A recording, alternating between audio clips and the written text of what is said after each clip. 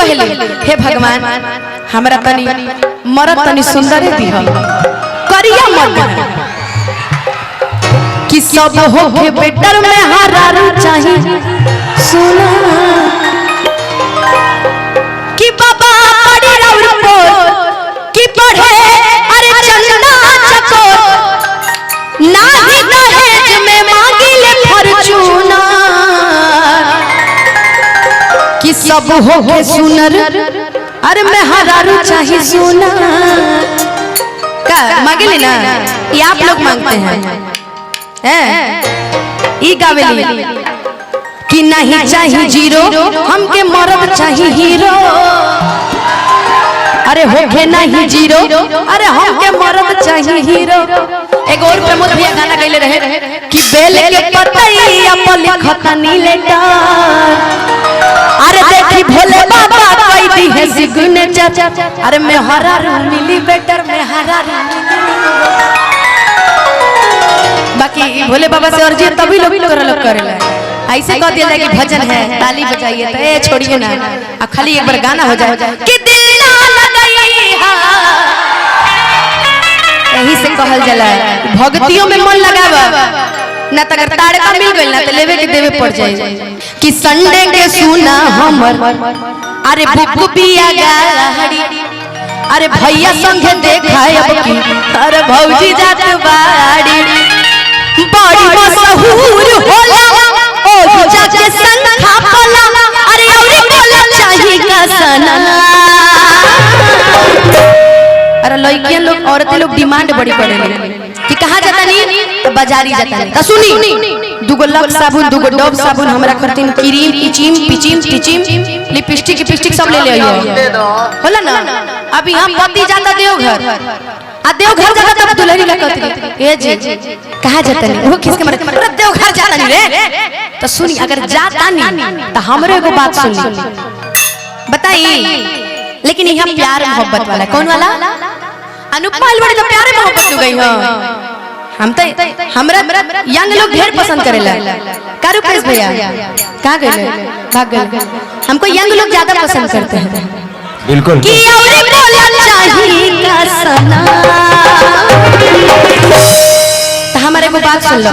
रउआ सब जाता नहीं बाजारे देवघर जाता नहीं ना देखो हमार चीज ले ले का कि चूड़ी हरिया ले आई रे सबरा का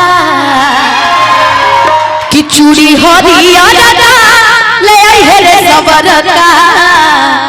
पहिरी के नाच क्षमा छा हो बोल बड़ी सुंदर भजन निकल गल बा लेकिन नहीं एकरा के मिल के झूम के गाइल जा लेकिन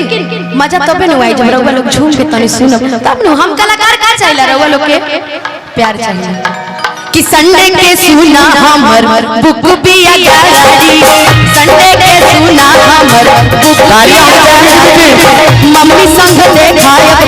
दीदियो जात बाड़ी मम्मी संग देखाय दीदियो जात बाड़ी बड़ी मशहूर होला ओ जाके संग खापला औरी बोला चाहिए का सना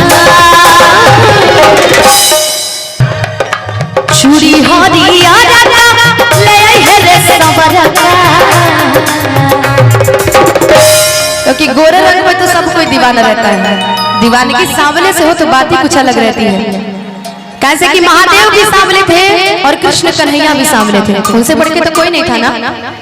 तो अगर लभर होके चाहे प्यार होके चाहे पति देव होके अगर तनी सावर रंग के होके तब मजा आ जाए का अब जितना सावर लोग बड़े ना उनकरा खरती नहीं गाना हमरा तरफ से बात कि चूड़ी हरिया ले आई रे सबरा का पहिरी के नाच चमाचा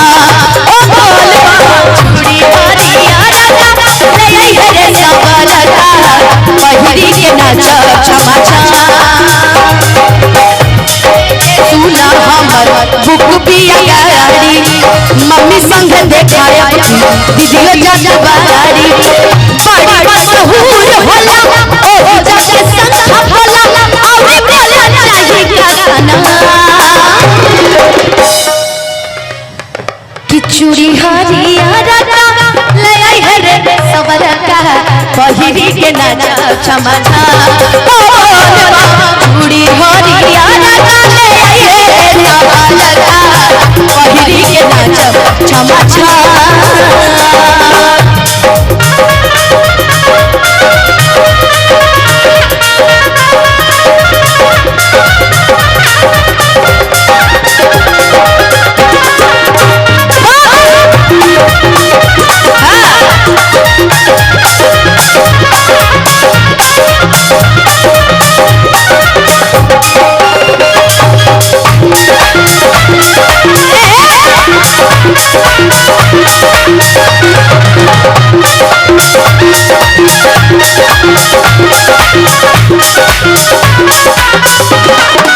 अब एगो बात बताइए,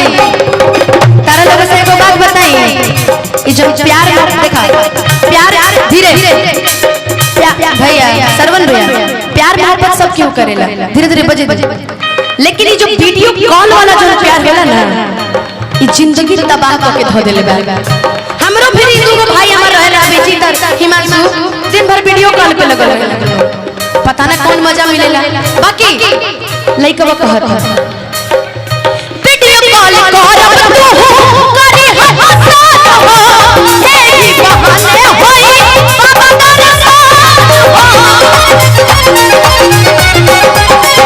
ध्यान से सुनिए कि लइकवा का कहत भजन के मतलब एक एक लाइन समझा के रवा लोग के गाय कि वीडियो कॉल करब तू अरे करे हसन हो अरे एही बहाने होई बाबा दरसान हो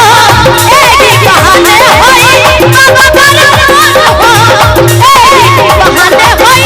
बाबा दरसान हो। अब लइकिया का कहते हैं कि जुग जुग जियत रहया सही है कल्लू अखिलेश तहरे जैसन प्यार सबका के भोले बाबा रे। अरे यार मोर सोना कितनी तू मच्छी होना रही है हथियार हरदा। अब खाली जब हम चूड़ी हरियर का ले हे रे सबर का पहिर के नाचब क्षमा क्षमा जब हम ई गाई ना त खाली वजह से तेज से चिल्ला के बोल दिया कि बोल बम का बोले के बा इतना धीरे बोल बम बुलाई बोल बमरिया ऐसे बोलिएगा कि चूड़ी हरिया ले आई है रे सबर का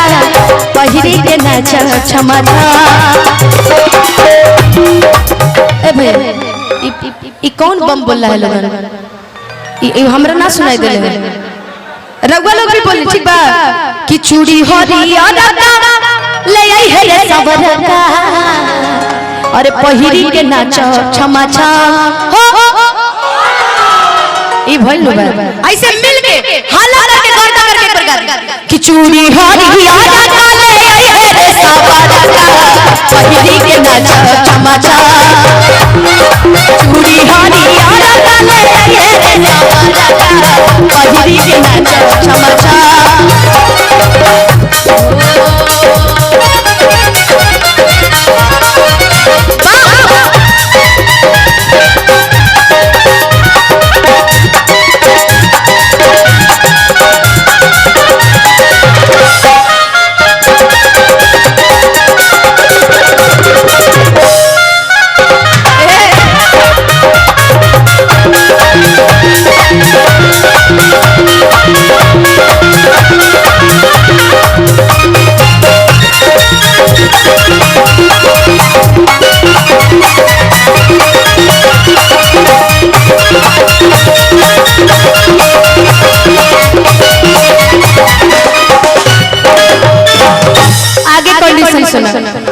लइकवा कहता कि सुना हम तो बाबा धाम जा तनी ना बाकी तू तो अकेले रहबू त कम से कम तनी हमारे एक बार तू खाली फोन उठा लिया अब बाकी हमरा तरह से कुछ ना चाहिए। कैसे कहता कि मान करई हां अरे तेरी मेरी फोन हो हम तो भीड़ भाड़ में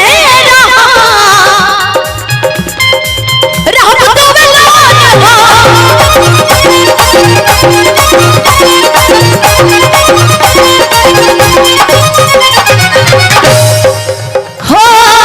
मान करई हां तेरी मेरी फोन हो हम तो भीड़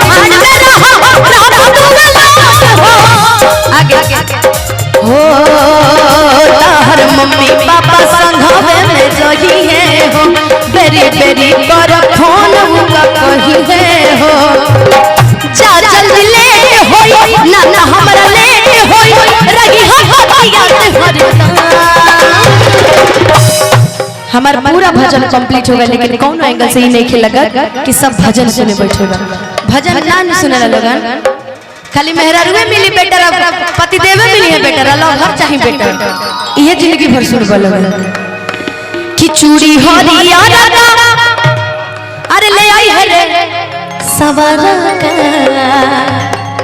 सवरा का मतलब ये लोग हम लोग गा रहे हैं ना इनके लिए कि चूड़ी हरिया राधा ले आई है रे सवरा का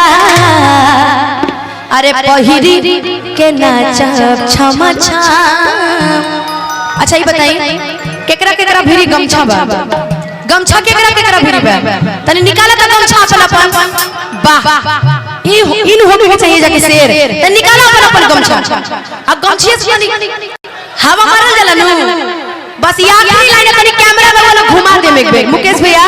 एक बार कैमरा घुमा दीजिएगा देखिएगा कौन अच्छे से रुमाल हिला रहा है ठीक है कि चूड़ी हरिया राधा ले आई है सवाला का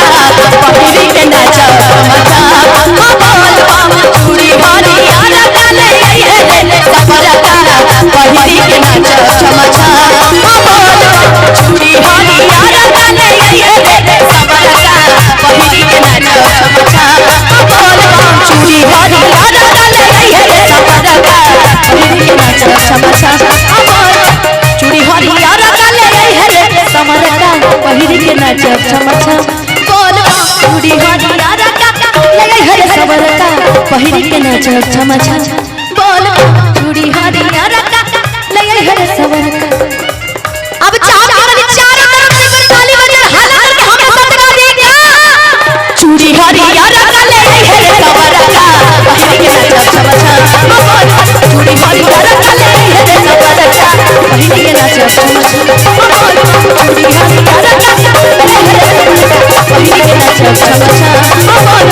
पहिरी के नाचा मचा पहिरी के नाचा मचा कि चूड़ी हरिया राधा अरे सब जानी ले ले ओई हा अकाले जैसे पहिरी के जाईब हम हो बोलबा। अब जहाँ दुकान खुलल हो के हरियर चूड़ी हमरा भी ले ले आई हम पहन के घरे चले जाए बाकी बोली सच्चे दरबार की रउआ लोग के खातिर हम एगो भजन गइल रही बेरा हमारा ऑफिशियल चैनल से लुकमा यादव ऑफिशियल से वो गाना लॉन्च भेल रहे चाहे कि रउआ लोग सब्सक्राइब कर ले चैनल हमारा अपडेट मिलत रही बढ़िया बढ़िया।